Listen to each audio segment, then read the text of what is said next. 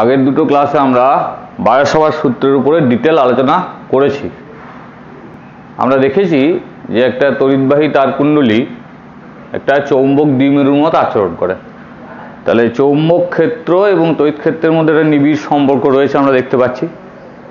এখন গাউস সূত্রে আমরা স্থির তড়িতের ক্ষেত্রে দেখেছি যে স্থির তড়িৎ ক্ষেত্রের সঙ্গে স্থির তড়িৎ আধানের একটা সম্পর্ক গাউস বের করেছেন, যে পৃষ্ঠ সমাকলের যে মান তড়িৎ ক্ষেত্রের সেটা আধানের সঙ্গে সম্পর্ক রয়েছে।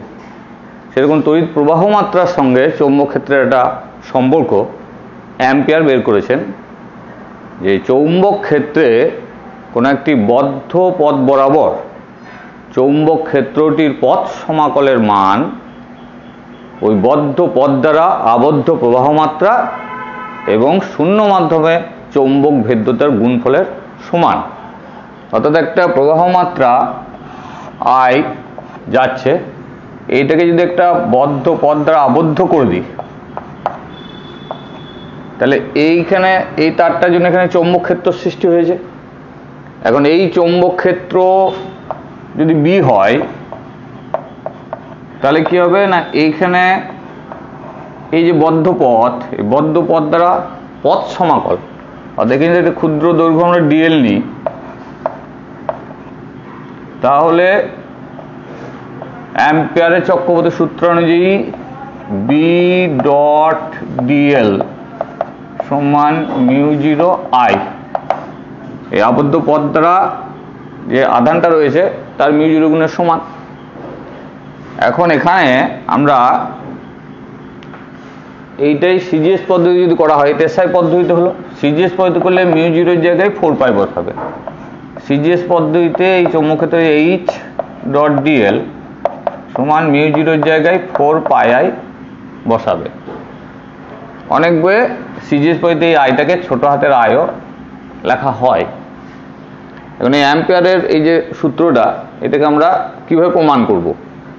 এইটাকে যদি আমরা একটা অসীম দৈর্ঘ্যের তার ধরে নিই, তাহলে অসীম দৈর্ঘ্যের তারের ক্ষেত্রে আমরা বায়োট-সাভার্ট সূত্রের সাহায্যে এই বিটা আমরা বিটা বের করেছি, B equal to mu by 4π 2i by R, এটা আর দুটো ধরো। এখন আমরা এখান থেকে বি ডট ডিএল এর মানটা বের করব। তাহলে ইন্টিগ্রেশন, এই যে ক্লোজ ইন্টিগ্রাল বদ্ধ পথ, ইন্টিগ্রেশন বি ডট ডিএল সমান বি ডিএল কস, এখানে 0 ডিগ্রি হচ্ছে, বি এর অভিমুখ ডিএল এর অভিমুখ একই আছে। তাহলে কি হলো না বি ডিএল, তাহলে বিটা বাইরে চলে এলো, এই ডিএল এর ইন্টিগ্রেশনটা যদি করা হয় এই বৃত্তাকার পথটা ধরে, তাহলে 2πr হবে। এবার বি এর জায়গায় এই মানটা বসিয়ে দাও যে বিটা আমরা পেয়েছি, mu by 4π 2i by R into 2πr। তাহলে এগুলো সব কেটে যাচ্ছে, মিউ0 আই হয়ে গেল। তাহলে এখান থেকে আমরা অ্যাম্পিয়ারের চক্রপথের সূত্রটা প্রমাণও করতে পারি। এখন অ্যাম্পিয়ারের চক্রপথের সূত্রটিতে এই বদ্ধ আধানটা কিরকমভাবে আছে সেটা দেখতে হবে। যদি এরকম দেখা যায় যে বদ্ধ আধান তিনটে আছে, I1 I2 I3, একে বদ্ধ পথ দ্বারা আবদ্ধ করা হয়েছে, তাহলে কি হলো মানে এখানে যে কারেন্টটা আসছে এই দুটো সেম ডিরেকশন, এটা আলাদা ডিরেকশন আছে। তার মানে এখানে যে আই এর মানটা যখন বসাবে সূত্রে, তখন I1 plus I2 minus I3 হবে। আবার যদি দেখা যায় যে কোনো একটা বাইরের দিকে আছে, ধরো এরকম একটা প্রবাহ মাত্রা রয়েছে I1, এই একটা প্রবাহ রয়েছে I2, আর এই একটা প্রবাহ রয়েছে I3, এই দুটোকে বদ্ধ করে দেওয়া হয়েছে পথ দ্বারা। তাহলে এখানে আমরা এইটা বাদ যাবে, কারণ এটা বদ্ধ পথের বাইরে আছে, এই কারেন্টটা আমরা ধরবো না। এখানে কারেন্টটা ধরা হবে I2 মাইনাস I3, দুটো যেহেতু বিপরীত ডিরেকশন, এটা ডট এবং এটা ক্রস আছে। এইভাবে আমরা অ্যাম্পিয়ার চক্রপথের সূত্রে ব্যবহার করতে পারছি। এবার এর প্রয়োগ যখন করব, প্রয়োগ করতে গিয়ে আমরা তিনটে প্রয়োগ রয়েছে তোমাদের। এই যে অসীম দৈর্ঘ্যের তার যেটা আমরা নিয়েছিলাম, এইটা ধরো একটু তারটা একটু মোটা, এই তারটা আর ব্যাসার্ধের, আর ব্যাসার্ধের তার আছে। এবার এর অক্ষ থেকে, এটা হচ্ছে তারটার অক্ষ, এর অক্ষ থেকে আর দূরে যখন আমরা চৌম্বক ক্ষেত্র বের করছি, তখন আমরা এখানে একটা বদ্ধ পথ একটা কল্পনা করছি, আর ব্যাসার্ধের বৃত্তাকার পথ, এর গোটা ক্ষেত্রটার মধ্যে আই কারেন্ট আছে। এইখানে একটা ডিএল ক্ষুদ্র দৈর্ঘ্য নিচ্ছ, ঠিক আছে, ক্ষুদ্র দৈর্ঘ্য নেওয়ার পর এইখানে বি ডট ডিএল করছি আমরা, B dot DL close integral সমান মিউ জিরো আই। বিটা বাইরে চলে এলো, ডিএল কস জিরো, এই ডিএলটা হচ্ছে এইটার 2 পাই আর সমান মিউ জিরো আই, তাহলে বি ইকুয়ালটা হলো mu zero I by 2 pi R. এটা উপর নিচে 2 দিয়ে গুণ করে দাও, mu zero by 4 pi 2 I by R. তাহলে অসীম দৈর্ঘ্যের তারের ক্ষেত্রে বায়ো সাভার্ট সূত্র দিয়ে যেভাবে বের করেছিলাম, এটা খুব সহজ এখানে বেরিয়ে যাচ্ছে। এইবার ধরো এই বিন্দুটা, এই যে বিন্দুটা বের করছি, এই বিন্দুটা ভিতরে আছে, ভিতরে যদি থাকে তাহলে এইখানে আর আর ব্যাসার্ধের নিচ্ছি, এইটা আর দূরত্ব, এইখানে একটা বৃত্তাকার পথ নিতে হবে তোমাকে আর এর, এই বিন্দুতে বের করতে হবে। এই বিন্দু যদি ভিতরে থাকে তাহলে ভিতরে হলে কি হবে না, এইখানে আমরা integration close integral B dot DL সমান আমরা মিউ জিরো, এটা আই ড্যাশ লিখতে হবে, কারণ এই টোটাল ক্ষেত্রফলটার উপর আই আছে, তাহলে এইটুকুর উপরে আই ড্যাশ হবে, আই ড্যাশের মানটা আমাদেরকে বের করতে হবে। তাহলে বি ইন্টু এটা হলো 2 পাই আর ঠিকই আছে সমান mu zero into I dash, I প্রবাহ মাত্রা যাচ্ছে এই পাই আর স্কোয়ার ক্ষেত্রফলের উপর দিয়ে, তাহলে I by pi R square, এটা একক ক্ষেত্রফলের প্রবাহ মাত্রা, আর এইটার জন্য ক্ষেত্রফল হলো পাই আর স্কোয়ার প্রস্থচ্ছেদের ক্ষেত্রফল। তাহলে কি দাঁড়িয়ে গেল না, বি সমান মিউ জিরো, একটা পাই কেটে গেল, একটা আর কেটে গেল, mu zero I into R by 2 pi R square. আর এটা যদি পৃষ্ঠে হতো, পৃষ্ঠে, তাহলে এ আর এর জায়গায় ক্যাপিটাল আর বসে যাবে, তাহলে mu zero I by 2 pi capital R. এই তিনটে জায়গায় আমরা বের করতে পারি এটা অ্যাম্পিয়ারের সূত্রের সাহায্যে। এবং এর যদি একটা লেখচিত্র অঙ্কন করা হয় তাহলে দেখো, এইটার যদি একটা লেখচিত্র অঙ্কন করি বি ভার্সেস আর, তাহলে কি হবে না, এই ভিতরে ভিতরে প্রপোর্শনাল টু স্মল আর হচ্ছে, অর্থাৎ এটা মূলবিন্দুগামী সরলরেখা হবে। এইখানে পৃষ্ঠের উপরে সর্বোচ্চ হলো এটা mu zero I by 2 pi আর, আর পরে প্রপোর্শনাল টু 1 বাই আর হয়ে যাচ্ছে। এরকম একটা লেখচিত্র তোমরা এটাতে পেয়ে যাচ্ছ, এটা একটা ইম্পর্টেন্ট জিনিস। এরপর আমরা অ্যাম্পিয়ারের চক্রবর্তী সূত্রের সাহায্যে একটা দীর্ঘ সলিনয়েডের কিভাবে চৌম্বক ক্ষেত্র নির্ণয় করতে হয় সেটা আমরা দেখব। সলিনয়েড সম্বন্ধে তোমাদের আইডিয়া আছে যে একটা চৌম্বকাকৃতি কোনো নলের উপর এরকম তার জড়িয়ে দিতে হবে, তার জড়িয়ে দিলে তারপর যদি তড়িৎ প্রবাহ মাত্রা পাঠানো হয় তাহলে এটা হয়ে গেল সলিনয়েড। এর ভিতরের ওই চৌম্বকাকৃতির দণ্ডটাকে খুলে নিতে হবে, এদিকে কারেন্ট ঢুকছে, এদিকে বেরিয়ে যাচ্ছে, এই চৌম্বকাকৃতির দণ্ডটা ভিতর থেকে খুলে নিলে এটা একটা সলিনয়েড হয়ে গেল।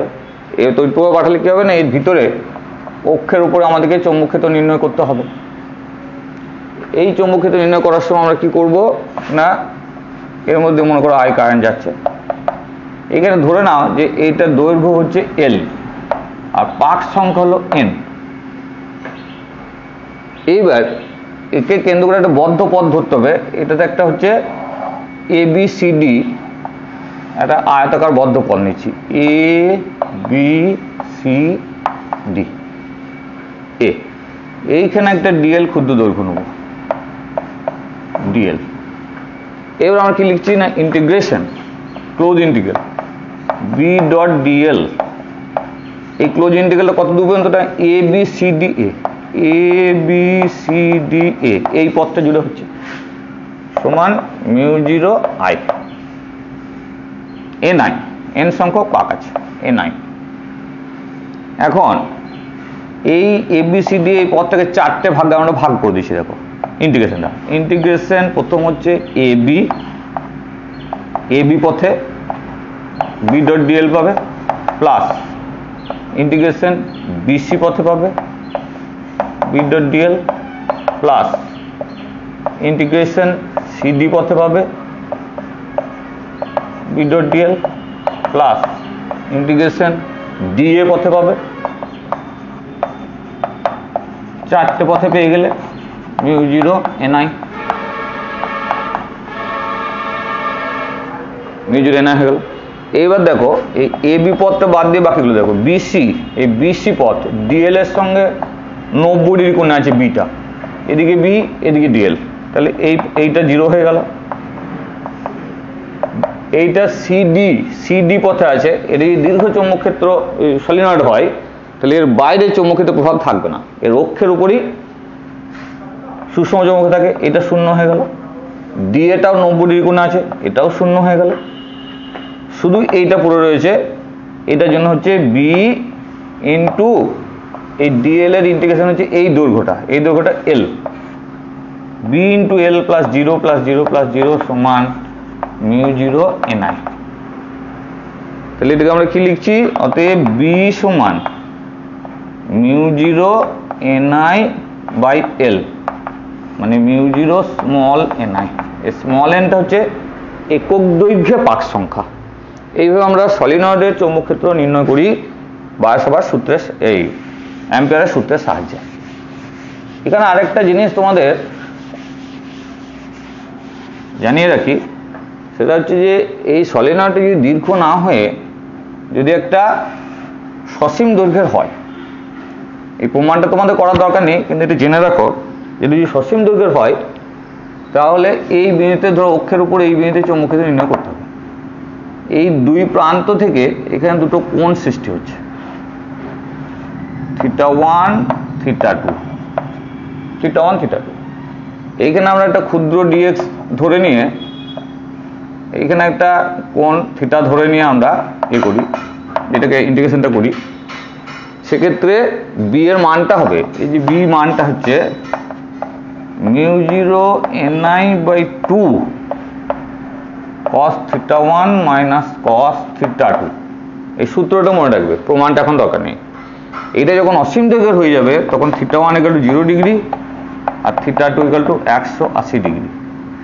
তাহলে বিটা পেয়ে গেলে অ্যাম্পিয়ার চক্রবর্তী সূত্র অনুযায়ী মিউ জিরো এনআই চলে এলো, এখানে 2 হয়ে যাচ্ছে, 2 কেটে গেল। আর যদি কোনো একটা প্রান্তে বের করতে দেয় তাহলে দেখো θ1টা 0 ডিগ্রি, θ2টা 90 ডিগ্রি এই প্রান্তে হলে, তাহলে বি = হবে মিউ জিরো এনআই বাই 2 যে কোনো প্রান্তে, এই প্রান্তে বা ওই প্রান্তে হলে মিউ জিরো এনআই বাই 2 হবে। এই ইনফরমেশনটা তোমরা ওটা মনে রেখো। আর একটা আমরা দেখবো যে প্রান্তহীন সলিনয়েড, যেটাকে টরয়েড বলা হচ্ছে, টরয়েড প্রান্তহীন সলিনয়েড, অর্থাৎ এই বৃত্তাকার একটা চোঙের উপরে তুমি এই তারটাকে জড়াচ্ছ, তাহলে এটা হয়ে যাচ্ছে প্রান্তহীন সলিনয়েড। এর মধ্য দিয়ে তড়িৎ প্রবাহিত হচ্ছে। তাহলে এই যে প্রান্তহীন সলিনয়েডের এইটা হলো অক্ষ, এইটার ব্যাসার্ধ ধরো আর, এখানে n সংখ্যক পাক আছে, এর মধ্য দিয়ে কারেন্ট যাচ্ছে। এখন কি হচ্ছে না, এখানে একটা ক্ষুদ্র ডিএল আমরা ধরে নিচ্ছি,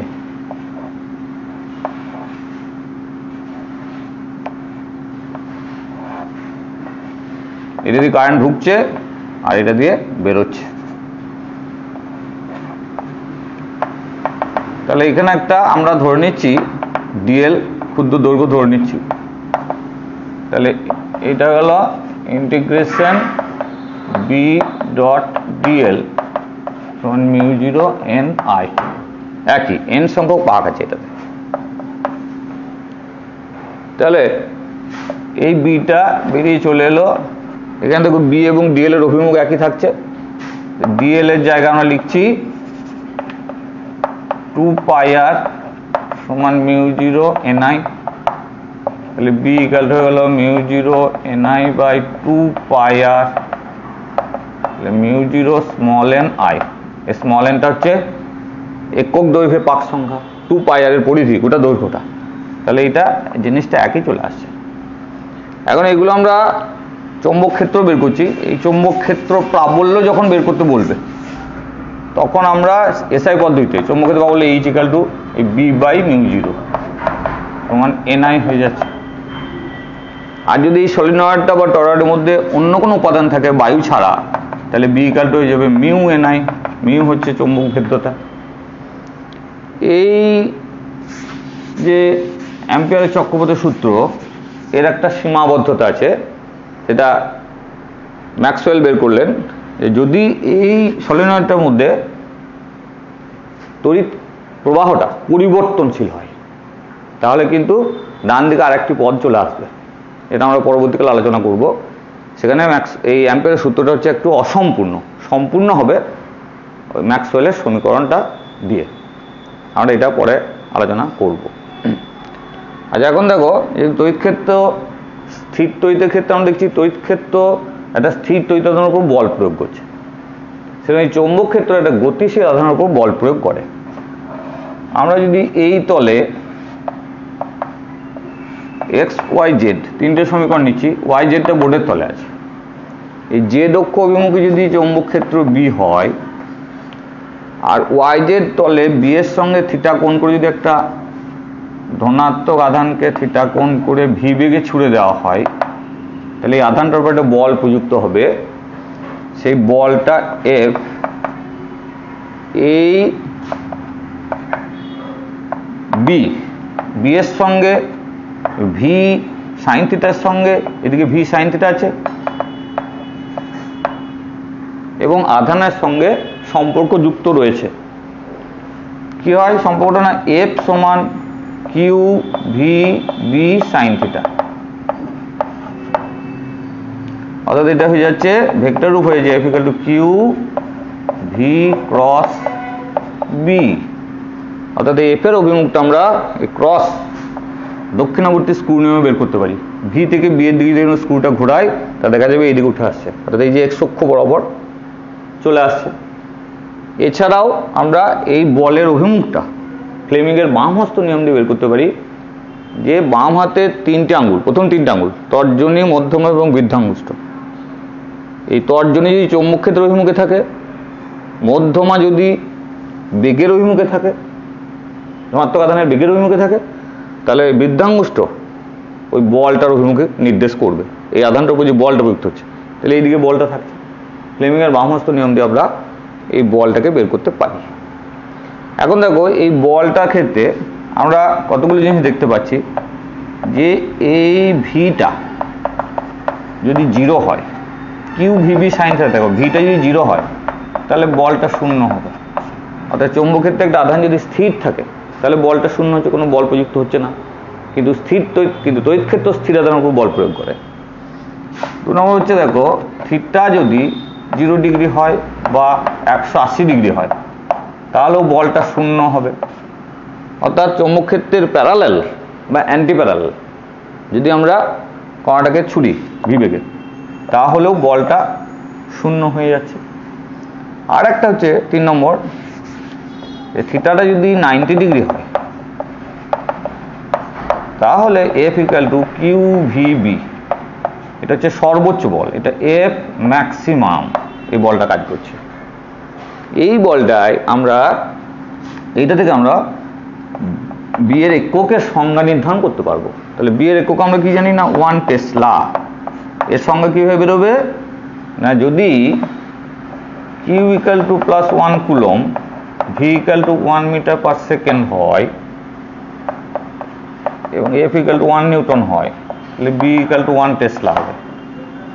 অর্থাৎ একটা 1 কুলম ধনাত্মক আধানকে যদি কোনো চৌম্বক ক্ষেত্রে 1 মিটার পার সেকেন্ড বেগে নিক্ষেপ করা হয়, তাহলে যেই চৌম্বক ক্ষেত্রের মানের জন্য এই কণাটি সর্বোচ্চ 1 নিউটন বল অনুভব করবে, সর্বোচ্চ 1 নিউটন বল অনুভব করবে এ ম্যাক্স, তাহলে সেই চৌম্বক ক্ষেত্রকে বলা হচ্ছে 1 টেসলা।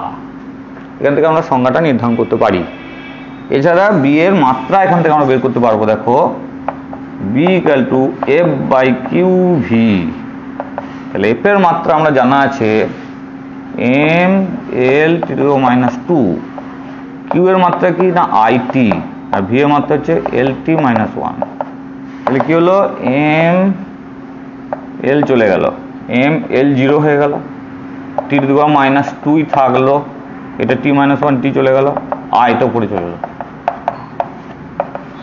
তাহলে চৌম্বক ক্ষেত্রের মাত্রা আমরা এখানে বের করে নিতে পারছি, চৌম্বক আবেশ ঘনত্ব। এই যে বলটা, এটাকে বলা হচ্ছে লোরেঞ্জ চুম্বকীয় বল, Lorentz magnetic force, F B বা এফ এম বলো, magnetic, Q V cross B. আর যদি কোনো জায়গায় যুগপৎ তড়িৎ ক্ষেত্র এবং চৌম্বক ক্ষেত্র থাকে, তাহলে আমরা এই লোরেঞ্জ ইলেকট্রিক ফোর্সটাও বের করতে জানি আমরা, কিউ ই, এটা লোরেঞ্জ ইলেকট্রিক ফোর্স। তা টোটাল তড়িৎ চুম্বকের ক্ষেত্রে লোরেঞ্জ বল কি হচ্ছে F L F M plus F E, তড়িৎ চুম্বকের ক্ষেত্রে টোটাল লোরেঞ্জ বল এটা হয়ে যাচ্ছে। এখানে আমরা তড়িৎ ক্ষেত্র এবং চৌম্বক ক্ষেত্রের মধ্যে একটা সুন্দর রিলেশন আমরা দেখব, যে ধরো এখানে আমরা একটা চৌম্বক ক্ষেত্র রাখছি, এই চৌম্বক ক্ষেত্রটা কি হচ্ছে না তলের সঙ্গে লম্ব দিকে এবং বোর্ড থেকে দূরের দিকে হচ্ছে। এখানে যদি আমরা একটা আধানকে ভি বেগে গতিশীল করি, তাহলে দেখা যাচ্ছে যে এইটার উপরে চুম্বকীয় বল প্রযুক্ত হচ্ছে এই অভিমুখে, ফ্লেমিংয়ের বাম হস্ত নিয়ম দিয়ে করো, এই দিকে হচ্ছে বি, এইটা ভি এর অভিমুখ, তাহলে এই দিকে আসছে, তাহলে এই দিকে বল প্রযুক্ত হচ্ছে, সর্বত্র এই দিকে বল প্রযুক্ত হবে, এটা এই দিকে নেমে যাবে, এই দিকে নামতে থাকবে, সবসময় যেখানেই যাবে স্পর্শকটা এইদিকে চলে আসছে, নিয়ে এইদিকে বল প্রয়োগ করছে। এখন কি হচ্ছে, একটা জিনিস আমাদের দেখতে হবে আপেক্ষিকতার তত্ত্ব অনুযায়ী, দেখো ভালো করে, যে যখন একজন অবজারভার যে দেখছে সে স্থির আছে, এখানে অবজারভার ওয়ান স্থির আছে, তাহলে স্থির অবজারভার কি দেখবে না, দেখবে যে এই যে চৌম্বক ক্ষেত্র আছে, এই গতিশীল আধানটাতে একটা চৌম্বক ক্ষেত্রের জন্য বল প্রয়োগ করে এইদিকে বাঁকিয়ে দিচ্ছে, নিচের দিকে নামছে। এইবার মনে করো আর একজন অবজারভার রয়েছে টু, যে এরই সঙ্গে সমান ভি বেগে অগ্রসর হচ্ছে, তাহলে একই বেগে যদি এই অবজারভার অগ্রসর হয়, তাহলে এই আধানটাকে, এই যে প্লাস কিউ আধানটা ভি বেগে গতিশীল হচ্ছিল, একে ও কি দেখবে, স্থির দেখবে। আপেক্ষিক বেগ এর সাপেক্ষে শূন্য, তাহলে একে স্থির দেখবে। তাহলে কি হচ্ছে, স্থির আছে অথচ দেখবে যে এই আধানটা নিচের দিকে নামছে, নিচের দিকে নামছে, এটা দেখতে পাবে ও, কারণ এটা তো নিচের দিকে পড়ছে।